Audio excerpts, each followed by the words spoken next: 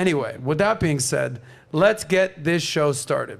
And Stirling, I want to start with you, brother, because one of the things, whenever I'm asking women some of the traits, the attributes that they're looking for in a women, sorry. The attributes that women are looking for in a man, they talk about being masculine, they talk about having ambition, being good looking, having status, having wealth, but the underlying most overarching terminology that I hear is confidence. Whether that's in business, whether that's in the bedroom, whether that's in the boardroom, women like a confident man. Nobody likes a wallflower that's just afraid to talk and voice themselves. Women are all about confident men. And what I always say is that competence, getting good at something, will lead to competence. And that comes with experience. So I know that you've had a lot of experience in the bedroom, also out there in the business world. So, you know, the knock on men these days is they're kind of feminine or beta. And there's not the traditional alpha masculine men out there. And I would put you in that camp as a real dude, as a top G, as some may say. So how do you boost your confidence, and what recommendations, advice do you have for men out there to level up their confidence? Well, just personally, for me, like my self-esteem always increases when I'm doing the right things, when I'm doing the things that I know I should be doing daily. Like, okay, so have I hit the gym today? Have I eaten like a pig, or have I eaten like stuck to a healthy diet, right? Have I made a good business investment today, or have I worked on my business, done something effective in my business today? These little micro actions every day, for me at least, they compound over the course of weeks and months and years into building up my self-esteem and building up my confidence in all areas of my life, right? And so, and confidence bleeds over too. So if you're a guy who's really competent, say, with finances, that tends to allow you to walk around a bit more cocky, you know, in when you're in the bar, you got a bit more swagger to you. Or if you're a guy who knows what he's doing in the bedroom, you'll definitely walk around the bar with a lot more swagger to you, right? So confidence isn't just isolated to one particular field. If you're competent in one thing, that can bleed over into at least having the self-belief to pursue other things and get better at those as well. Yeah, you talked about walking in the bar. So one of the things I always say about money, and there's a reason that this show that talks about intersexual dynamics, dating, men, women, is on Valuetainment Money, is because money is a major factor within your life, obviously. Men don't just make money and then do nothing with the money. Money doesn't live in a vacuum. Money enhances your life, which enhances your lifestyle, which allows you to go buy things, do things, meet different people. Money's a tool to use to your advantage. It doesn't just live independently by itself. You just can't save it. Exactly, if you could save it. One of the things I always tell people, and it's funny you talked about walking into a bar, is 2/3 of Americans are living paycheck to paycheck. What I always say when I talk about save that money, you need to have a rainy day fund, an emergency fund, a cushion. My life changed forever when I went from broke as a joke when I was 25, 26 to actually starting to make money and being more conscious about money. And for the first time ever, and luckily to say it's never decreased from here, I had $10,000 in my bank account. If you've never had $10,000 in your savings account, your checking account, I highly recommend you get there. The stats are 50% of Americans don't have $500 for an emergency.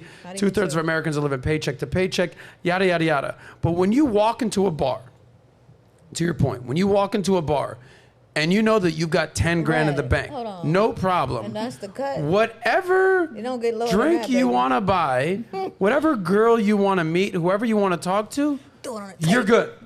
There's never we've all walked into a situation where you meet a girl at the bar, but she's with two friends, let's say, and it's you, and it's like you want to talk to the girl, but you don't want to buy drinks for two of her friends. That's awkward. Now it's weird. Now you don't want to be cheap and but if you have 10 grand in the bank account, as an example, drink. confidence will enable you to just kind of make the best decisions in that account. So I totally understand the confidence. Now let's go back to young men. That was my advice to young men. The more money you have, the more that you'll be able to do with your life. What advice do you have for men out there to develop that confidence? Because I see what you're saying you're doing. Small things you do every single day. It's a compound effect. What are you seeing out there? Because you do a lot of coaching, men getting better in bedroom. What are you seeing out there, and what tips do you have for men to specifically develop their confidence? Don't expect it to happen overnight. Like, realize that you're on a long enough time, especially if you're a young guy, realize you're on a long enough time frame where, like, those small compounding things are going to make sense. You're going to eventually, if you're doing these daily things consistently for years on end, it's inevitable that you're going to be successful. I think a lot of guys, especially young guys these days, and older guys, to be honest, beat themselves up because, I'm not a millionaire by 22. They see some like crypto guy or some dude, whatever, flashing cash on like Twitter or Instagram, and he's like 21, 22 years old, and they think, I've failed because I'm not that guy. That is not the reality of building success and wealth for 99.9% of people on the planet. Yeah, those are the exceptions, not the rule. Exactly, exactly. So okay, Ali Drummond in the house. I know that your dude, in order to get you, there's an age difference of 20 years? 23, yes. 23 years. Yeah, but he that looked dude good, must though. have had some major confidence. He looked good, though. He fertile. Well, clearly, you're pregnant right now.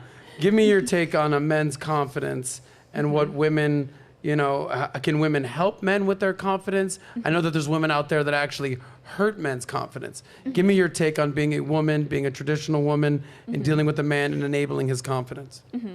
Well, I would say I have traditional values. Definitely a modern woman. I was born in 95, so, what can you do?